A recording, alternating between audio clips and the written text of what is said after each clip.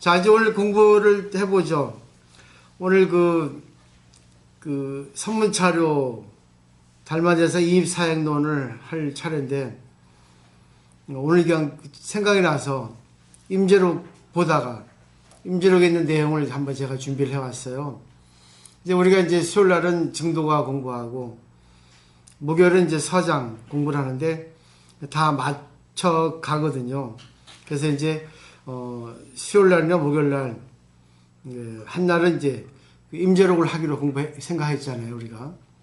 그래서 임제록을 한번 보는데 상당히 참 중요한 게 많아요. 임제록은 진짜 7가지 어록이 참 중요한 게 있는데 그 중에 하나. 임제록은 진짜 제가 보더라도 어느 어록보다도 아주 좋은 내용들이 많아요.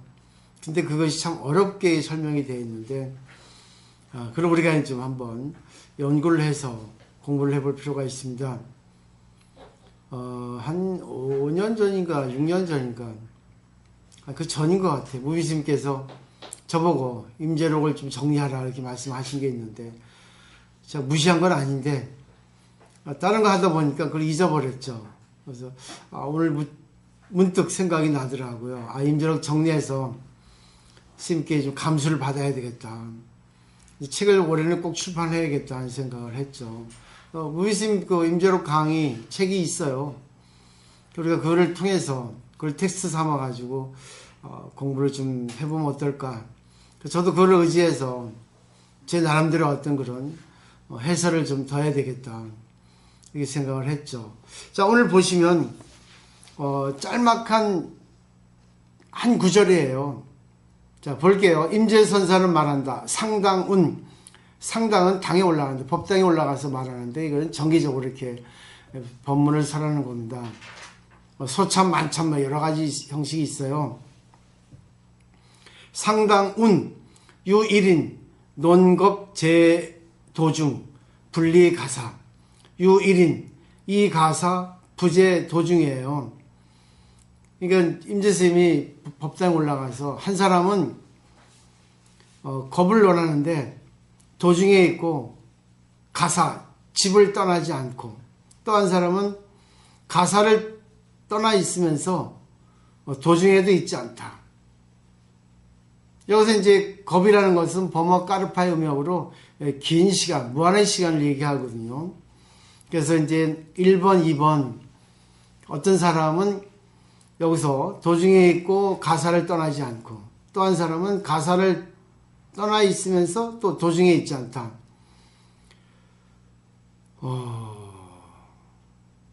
긍정부정이에요. 그래서 첫 번째 보면 이 갑을로 나눠서 현실로 사람을 위해서 작용하면서 조금 더 깨달음의 마음을 잃지 않는 것, 떠나지 않는 것. 또 밑에는 깨달음의 마음도 생각하지 않고 그러면 세간세에 보이지 않는다고 하는 것. 자, 어느 쪽이 진실인가 한번 생각해 볼 필요가 있습니다. 여기서 이제 가사라면 이제 문수보살을 얘기하고, 도중이라면 길가기 때문에 보현보살을 얘기해. 일반적으로 문수보살은 지혜를 상징하고 보현보살은 실천을 상징하거든요. 근데 이 두 가지가 상즉 상리, 상직이죠. 서로 직해 있고 또 비리, 떠나지 않는다는 거죠. 결국 뭐냐면, 항상 우리는 일상생활에서 남편과 아내가 둘이면서 하나면서 둘. 그러니까 이제 불일. 하나도 아니지만 둘도 아니다. 둘도 아니지만 또 하나도 아니다. 이게 바로 인연이에요. 이걸 좀 잘 아셔야 됩니다. 여기서 저는 이제 우리가 알기 쉽게 해석하는 게 또 우리 공부가 아니겠어요. 우리 인생의 목적을 설정하죠. 목적을 설정해서 목적의 노예가 되면은 그거는 이제 도중이 엉망진창이 됩니다. 그렇지만 인생의 목적을 설정하지 않는 사람이 어디 있겠어요. 자기 꿈을 설정하죠. 근데 드림을 설정해도 꿈을 향해서 나아가는데 그 나아가는 과정이 목적과 똑같은 것. 결국 이것은 불교 용어로 말하면 방편적 진실이죠. 진실이라는 것은 본체고 진실로 향해 다가가는 것이 방편인데 방편이 진실을 떠나지 않는 것. 방편을 하면서 진실과 만든 것. 이런 얘기가 됩니다. 이런 것들. 그 다음에 이제 그 올림픽을 그 창시한 사람이 있죠. 쿠베르탄이라고. 그분이 얘기한 것이 뭐가 있습니까? 인생은 성공하는 데 의의가 있는 것이 아니고 노력하는 곳에 의의가 있다고 하고. 그리고 또 그 다음 말이 또 있죠. 그죠? 저 말 거꾸로 했네요. 올림픽 이기는 것이 아니라 참가하는 곳에 있다고 한 유명한 말이 있지 않습니까? 그죠? 그리고 또 그 다음 말이 제가 얘기했던 인생은 성공하는 데 있지 않고 그 노력하는 곳에 그 과정, 프로세스가 더 중요하다고 거기에 의의가 있다고 이렇게 얘기하는데 제가 거꾸로 얘기했네요. 자, 여기서 이제 한번 생각을 해보세요. 우리가 이제 하루하루 살아가는 것이 인생이 됩니다. 그래서 인생은 하루의 축도. 하루는 인생의 축도라고 하죠. 거꾸로 얘기했네요. 요즘에 왜 그런지 꽉 왔다 갔다 하네요. 그죠? 하루하루가 모여서 인생이 됩니다. 우리가 죽음이라는 것도 점이 아니에요. 죽음이라는 순간이 없습니다. 매일매일 살아가면서 지금 죽음에 다가가는 거죠. 죽음은 연장선상에 있는 거지 어느 한순간에 죽는 게 아닙니다. 말씀을 드렸죠. 얼음이 100%면 물이 0%요. 얼음이 90이면 물이 10이요. 얼음이 80이면 물이 20이요. 계속 우리가 죽어가고 있습니다. 그러니까 생사는 둘이 아니라 하나라는 얘기죠.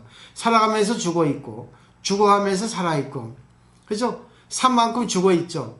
또 우리가 삶이 남아있는 만큼 또 이제 죽음도 남아있죠. 그러니까 생사는 둘이 아니에요. 이걸 우리가 한번 생각을 해보시면 좋겠어요.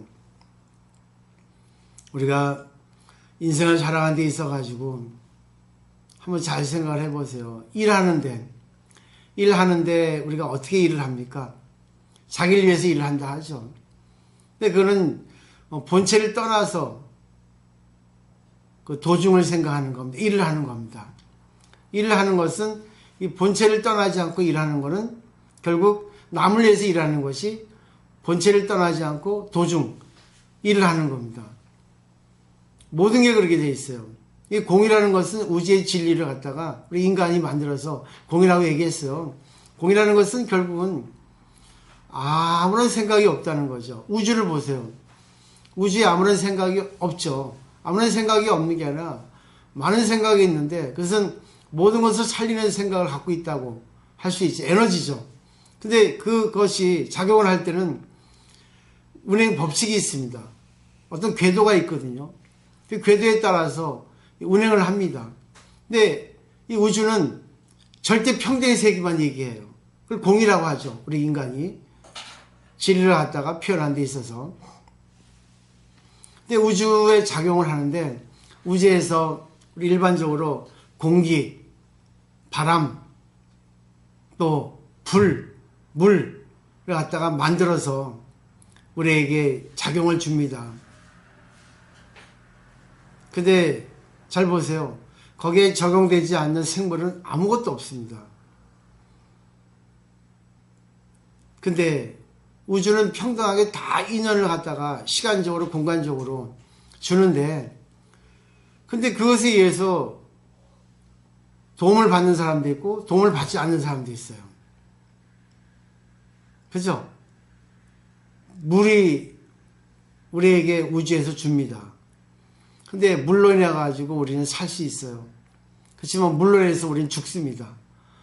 불도 공기가 있어야지만이 불이 이렇게 또 바람이 있어야만이 또 나무와 나무가 있어야만이 불이 납니다. 그래서 우주의 작용이에요. 근데 불이 나는 것은 어쩔 수 없죠. 인연에 의해서 나니까. 그죠? 그리고 공기도 마찬가지죠. 공기가 이렇게 우주에서 만들어주니까 우리가 그 공기에서 이렇게 살아가고 있습니다. 근데 잘 보십시오. 그래서 우주의 작용은 절대 평등의 작용을 할 뿐이에요. 근데 중요한 것은 그 도중입니다.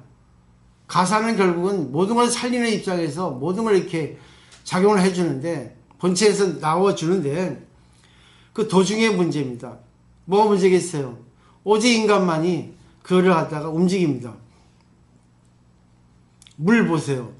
물을 움직여서 우리가 세수를 합니다. 물을 움직여서 우리가 목마른 것을 갖다가 해소합니다. 물을 이용해서 우리는 저소지를 갖다가 만들고 또 뚝을 만들고 그걸로 우리 생활에 어떤 도움을 이렇게 받습니다. 불도 마찬가지죠. 불을 이용해 가지고 물을 데우기도 하고 불을 이용해 가지고 우리 음식물을 이렇게 맛있게 또 조리하기도 하고 불을 이용해 가지고 우리는 따뜻한 지금 실내에 있을 수 있고 공기도 마찬가지죠. 공기를 또 우리가 이용해 가지고 하는 게 있죠. 뭐 있겠어요? 공기가 없으면 죽죠.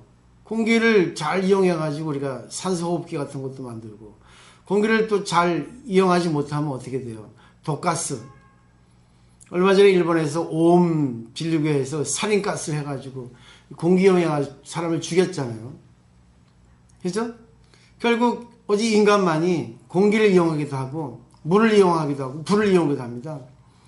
결국은 보세요. 본체는 다 똑같은데 본체를 쓰는 그 인간의 어떤 그런 마음가짐에서 사람을 죽이기도 하고 사람을 살리기도 하고 이 기도도 마찬가지예요. 기도를 왜 하겠어요? 자기의 어떤 그 본체 작용을 살리기 위해서 기도를 하는데 기도를 하는 사람에 따라서 기도를 통해서 남을 죽여달라고 기도하는 사람도 있어요. 이혼해달라고 기도하는 사람이 있어요. 자기를 잘해달라고 기도하는 거 있습니다. 근데 저는 그렇게 하는 것도 좋다고 보지만 결국 자기가 잘 되는 것은 남의 못된 그런 것에 의해서 자기가 잘 됩니다.